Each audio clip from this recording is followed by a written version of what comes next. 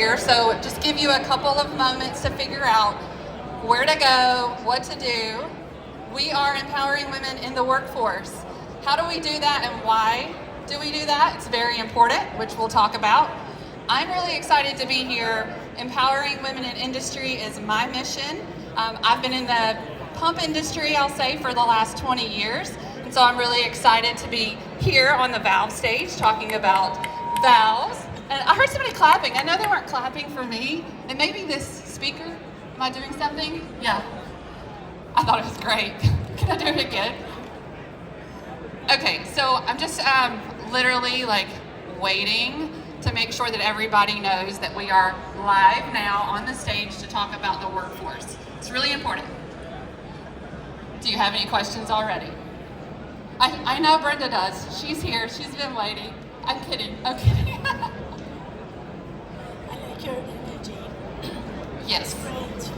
Had to bring the energy so people will know that we're here, right? Yes. Which is part of the empowering. And this is the energy we need in the industry. Yes. From the women. Okay, so y'all ready to get started? I don't know what time it is. I feel like we've made enough noise here. It's go time. Okay, I'm Charli K. You can Google me if you don't know who I am. You should. I wear the red jacket. I'm with Empowering Brands. I love to empower people and businesses. We do it every day. And one of the things that we do here today that I would like to do is showcase these amazing women in the industry. So, without further delay and enough about me, please introduce yourself and tell everybody who you are and what you do. Kind of hold the mic up.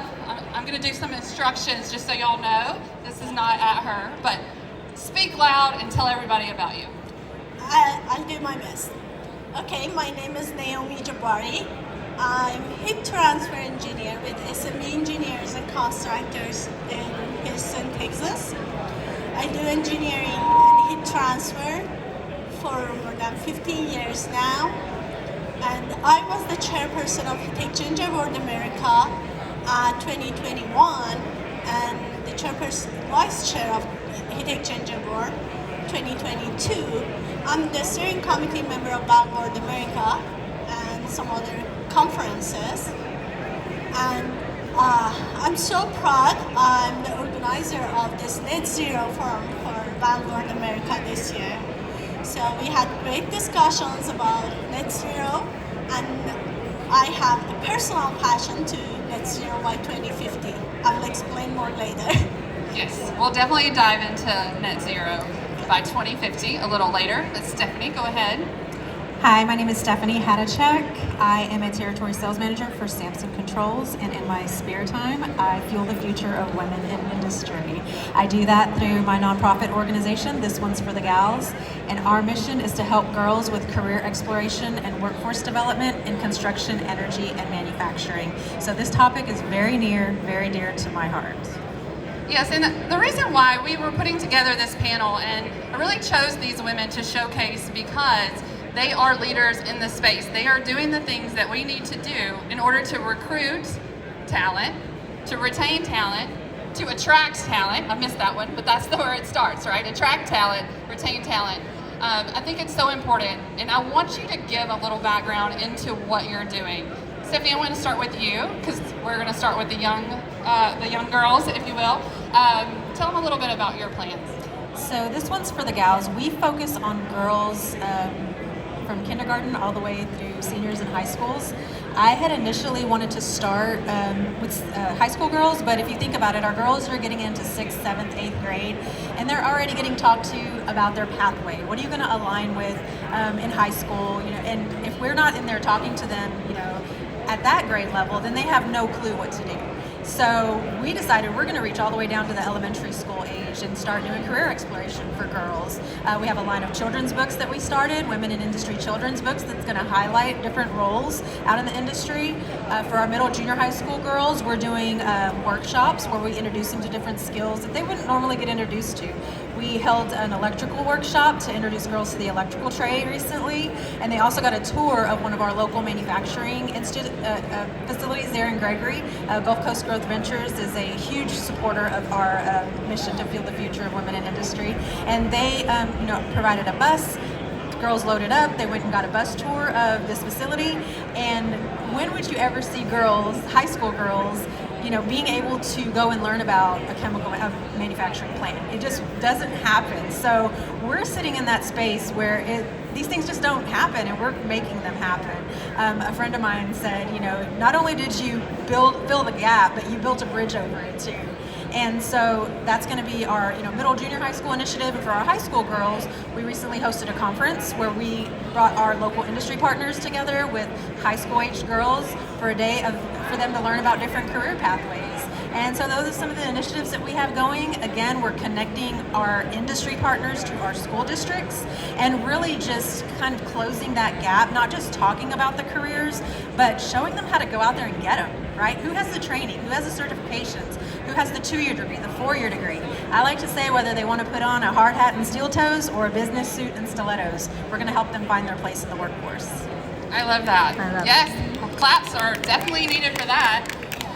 So one thing I do want to just mention, you've been in the industry for a while, we need to kind of go into that, but I introduced you to someone as one of the end users here earlier. You recently made a shift, but you have that background of being in the plant, knowing what we need out in the industry, and then absolutely going and sharing your passion for that with the future generation.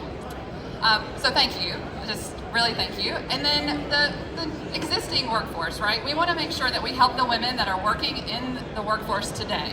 And that is, Naomi, like when I met you, I was so pleased to have the energy, the female energy within our space that knew her stuff, okay? Like she said, she has been on these committees, she's chaired different positions here at Valve World Americas, but also she's in charge of this Net Zero Forum. So much information and so much work is being done in the industry by, yes, this woman in industry. So I'm going to ask you, what do we need to know about net zero? What is that about? What should we know to educate our women in the audience here and the people that are listening at their booths? Thank you for listening. Okay, so the short answer is global warming. And this morning I was talking about, I was introducing myself, and I told I have two love in my life, my family and my heat transfer science. And these are the two reasons for my passion to net zero. So what we want to know about the net zero is we want to control global warming because it is affecting everyone's life all around the world. So the goal is to limit the temperature increase by 1.5 degree, not going more than that, because if it happens, it will change everything in our life. So the sea level goes up, lots of issues because of the climate change, and we see that in our normal life.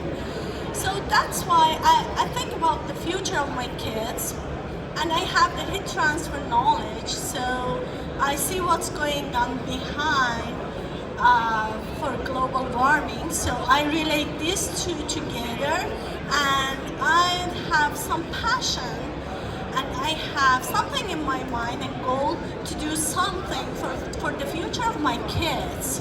That's why I'm passionate to net zero by 2050, and I hope we can meet that goal by 2050, a little earlier, a little later, doesn't matter, but at least we reach net zero carbon emission and we control the global warming.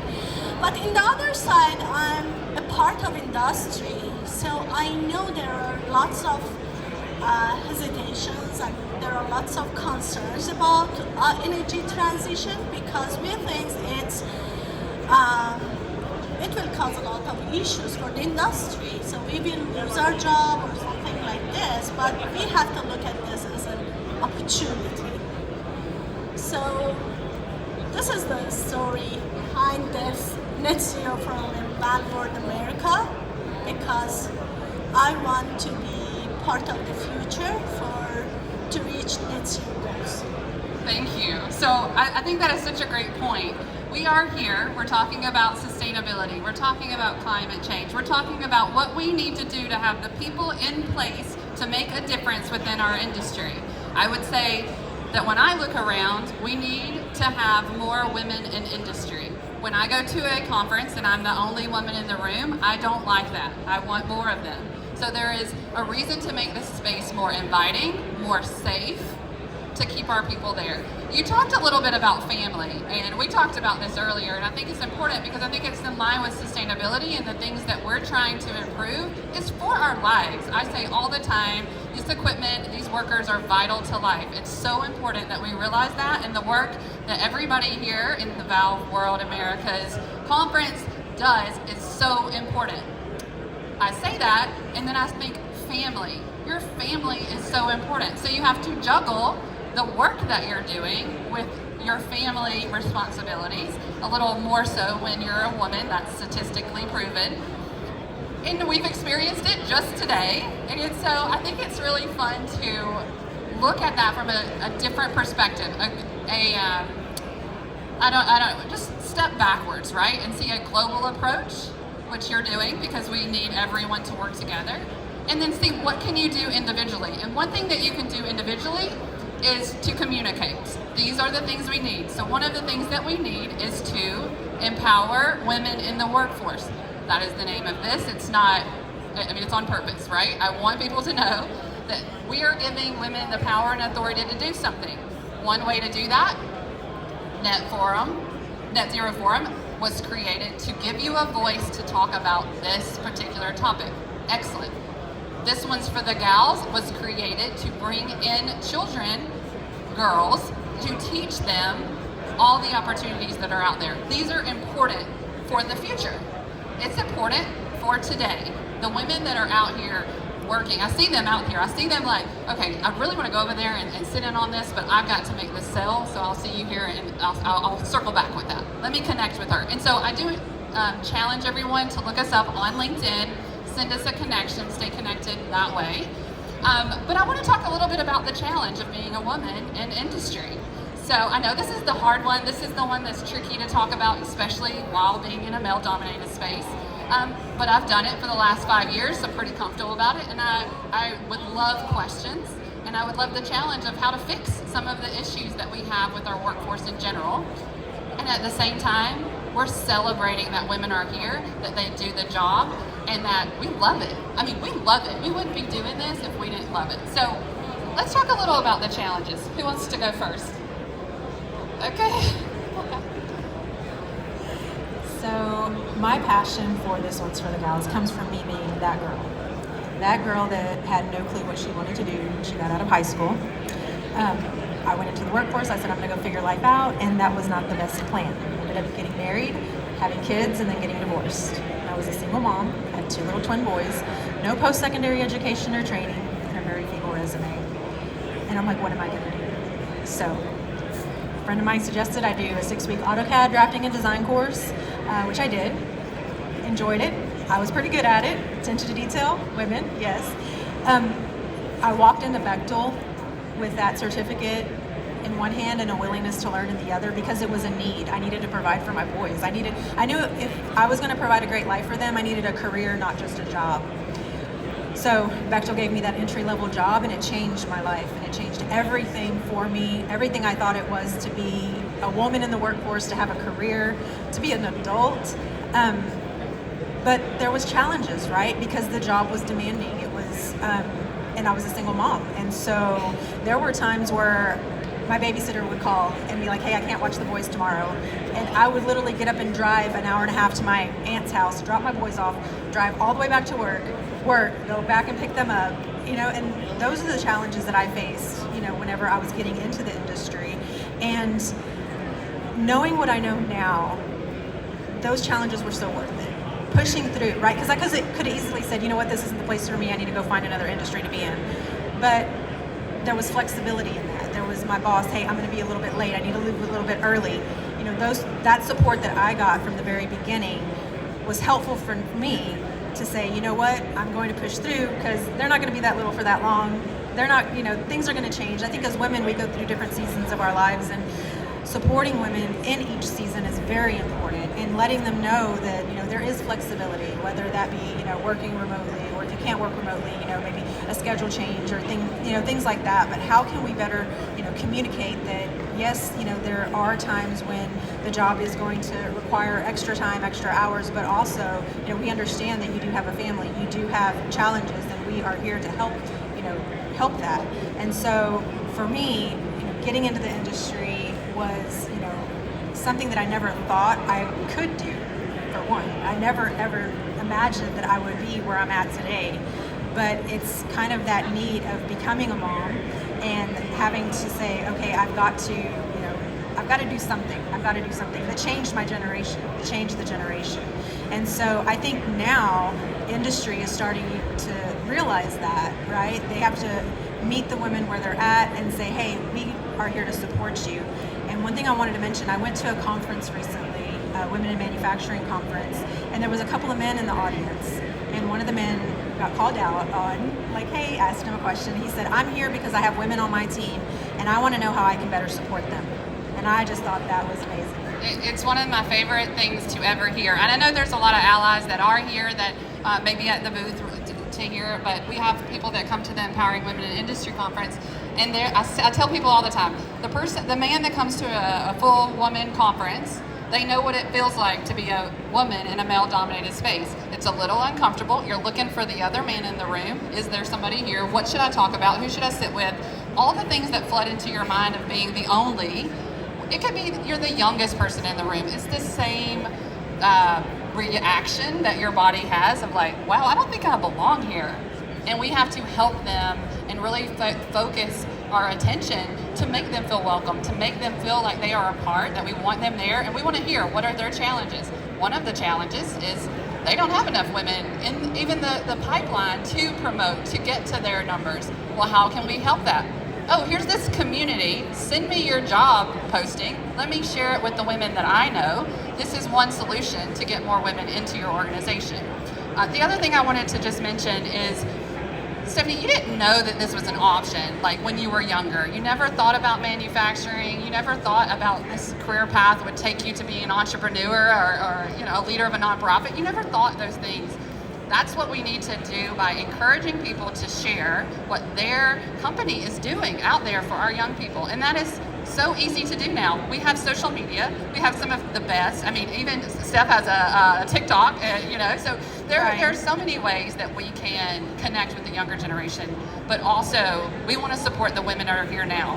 And so I'll give you the mic now because this is one of the women that I know that is here now and working and has young children. So I'll let you go. Okay, so I feel so emotional. I heard your story, and I want to also share my story. So I want to stand up. I'm a woman from Iran. So I was born and raised in a small town in the border of Iran and Turkey. And being a woman over there is the most difficult job in the whole planet. I can tell you this, and you believe it. And we fight a lot to change our life. We do a lot for women life freedom. This is what we do every day. We fight every day. And I decided to immigrate to US. I came to US in 2013. What I had, we only had 2 suitcases, and I had my good husband with me. And I had engineering degree from Iran. I worked over there for a few years in oil and gas industry. It was too difficult to be in the industry over there, with lots of limitations. But I learned to stand up and speak up and fight for my right. This is what I have learned from my childhood over there. And now I'm doing this for the future. I think I have the responsibility for the future, and I want to do that for my family, for my kids, and for all other kids. And I do this at Zero for me because of that. I have 2 little kids. My son is 5 years old. My daughter is 7 years old. They are too dependent to me. They are demanding. But I'm trying to be best mom for them. And and at the same time, in the industry, I want to be a voice for women. I want to talk, I want to tell, yeah, it's not easy to be a mom. It's not easy to be immigrant woman in the US industry and be successful. And I try hard for that. And you are. Thank You you so are a much. woman in industry that is successful. Thank you. I want to point out a couple of things that she said, if I can. Like, it is emotional because it is so. I was like, why am I doing this here? And that story right there means the world. Okay. But what she said was the responsibility, right? She took on that responsibility because somebody has to. Steph knows it. I know it. If we're going to talk about empowering women or sustain climate change, even if we're going to talk about, hey, we're going to start looking at your technology and saying you need to improve that to stay in the game, in the industry. It's going to be tough. It's probably the toughest job out there to stand in a room full of men and say, we're going to empower women today. Crickets, right? Like, and I don't think I'm in the right room, but it is important, and you have taken on the responsibility. And we always say that in leadership, right? We say, how do we become a leader? It's one of the questions. Somebody told me I was a leader, and I had to research what it is to be a leader. And what I found out is you have to believe that you're a leader. You have to accept the responsibility, and you have to be passionate about it. It has to be in your core values, your why. You have to know, like, no matter what, no matter when somebody says you shouldn't be doing this, I'm going to do this because I know that this is why I'm created. This is what's put into me. This is the message that I have, the story that you have to share in order to change somebody's life, to make them think a little differently, to make them say, I need to hear more about that. I want to know how I can really empower women. How can I empower my organization? These are the things that we have to learn to do within our industry. And it's not because we just want more women to be around. That's part of it. We want community. We want to have some fun, have a little lipstick. Like, we like our lipstick. But there is also that community, that innovation, that diversity of thought that happens when you have women in the room. And then we think, hey, you know what? That was just a whole bunch of old people over there. We need some young people in the room. So it's not just about women, right? It's not just about recruiting based on gender. It is about looking at your room, looking at what you have always done to recruit talent and changing that, looking for other resources, other colleges, other professions that you haven't thought about. People that are like, yes, I want to be in this industry. This is cool. And I was doing this for way too long, and I'm gonna recruit my friends because we didn't even think that this was an option.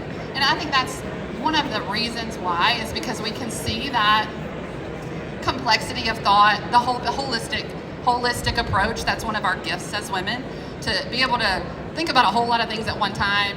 We're very resourceful, which we talked about earlier, because yeah, a lot of the times the kids are like trying to get our attention when we've got stuff to do. So what do? We either, and I'll just say normally, a lot of the times, we just try to do it all.